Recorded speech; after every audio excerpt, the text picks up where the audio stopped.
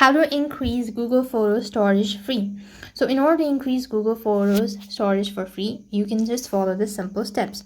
Now on your Android device, go to your Google Photos app and sign in into your account. Now at the top, you can go ahead and tap on your profile or the initial, and then you can go ahead and click on review and delete.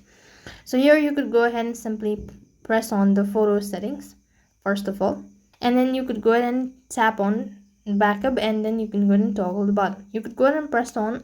So here what you can do is you could go ahead and press on app and devices. You could go to free up devices storage.